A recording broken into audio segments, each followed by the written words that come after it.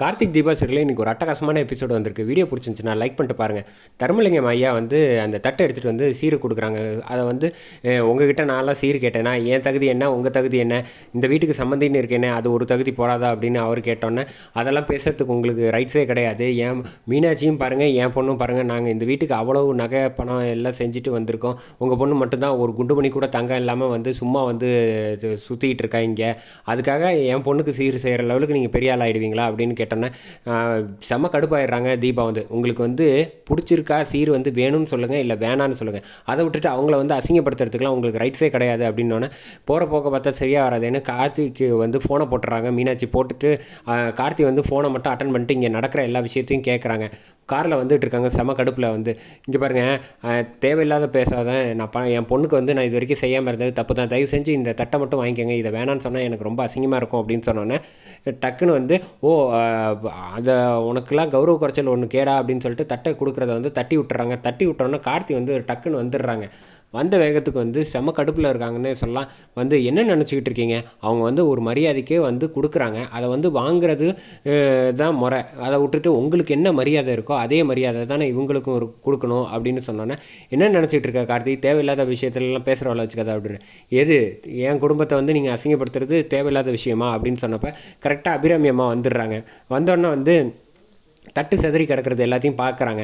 பார்த்ததுக்கப்புறமேட்டுக்கு வந்து அபிராமி அம்மா என்ன நடந்துச்சு, நீங்கள் எப்போ வந்தீங்க அப்படின்னு தர்மலிங்க ஐயா கிட்டே கேட்டோன்னா, இல்லை இப்போ தான் வந்தேன் அப்படின்னோன்னே, என்ன ஆச்சு அப்படின்னோன்னே, அது ஒன்றும் இல்லை, ஐஸ்வர்யா ப்ரெக்னெண்ட்டாக இருக்கான்னு கேட்டோன்னே வந்து சீர் செய்கிறதுக்கு எடுத்துகிட்டு வந்தேன் அப்படின்னு சொன்னோன்னே, அதை வந்து தட்டி விட்டுட்டாங்க அப்படின்னோன்னா, கார்த்திக் நிற்கிறத வந்து செம கோவத்தில் நிற்கிறத அதை அபிராமி அம்மா பார்த்துட்டு புரிஞ்சுக்கிறாங்க. சரி இப்படியே போனால் பிரச்சனையாக வராது அப்படின்னோடனே, என்ன சம்மந்தி இப்படி பண்ணிட்டீங்க அப்படின்னு கேட்டோன்னே, பின்ன என்ன நான் என்ன செய்கிறது, தேவையில்லாத விஷயத்துலலாம் வந்து இவங்ககிட்ட நாங்கள் என்ன சீர் கொடுன்னு கேட்டோமா, இல்லை இவங்க தகுதி என்ன, எங்கள் தகுதி என்ன, இவங்கெல்லாம் வந்து எங்களுக்கு ஈக்குவலாக செய்கிறதுக்கு என்ன ரைட்ஸ் இருக்குது அப்படின்னோடனே, கார்த்தி வந்து அவ்வளோதான் சொல்லிட்டேன், மறுபடியும் வந்து இவங்களுக்கு தகுதி இல்லைன்னு சொல்கிற வேலையெல்லாம் வச்சுக்காதீங்க.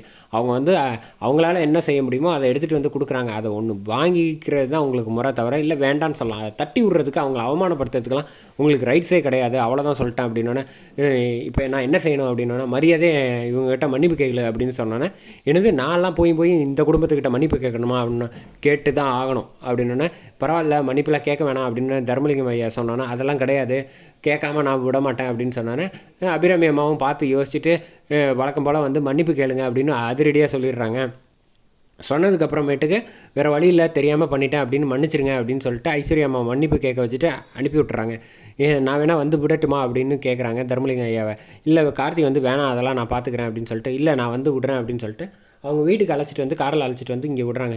இங்கே பாருங்கள் மாப்பிள்ளை, வந்து நாங்கள் வந்து நகை போடாதது தப்பு தான், எங்களை மன்னிச்சிருங்க, நாங்கள் நிச்சயமாக ரெடி பண்ணி போட்டுறேன் அப்படின்னா, அதெல்லாம் இருக்கட்டும் மாமா, அதெல்லாம் பற்றி நீங்கள் ஏன் கவலைப்படுறீங்க அப்படின்னு சொல்லிட்டு, சரி நான் ஒரு சந்தோஷமான விஷயம் சொல்லலான்னு வந்தேன், கடைசியில் சொல்ல முடியாமல் போயிடுச்சு அப்படின்னோடனே, சூழ்நிலை சரியில்லை, என்னை வந்து தர்மகர்த்தாவாக கோயிலுக்கு இங்கே வந்து செலக்ட் பண்ணியிருக்காங்க, தீபா பாட்டுன்னு பேட்டியை பார்த்துட்டு அப்புறமேட்டுக்கு, அப்படியா நிச்சயமாக தீபா கிட்டே நான் சொல்கிறேன், இதை சொன்னால் ரொம்ப சந்தோஷப்படுவாங்க அப்படின்னு சொன்னான்னு, சரி ரைட்டு அப்படின்னு சொல்லிட்டு அங்கேருந்து கிளம்பி போகிறாங்க.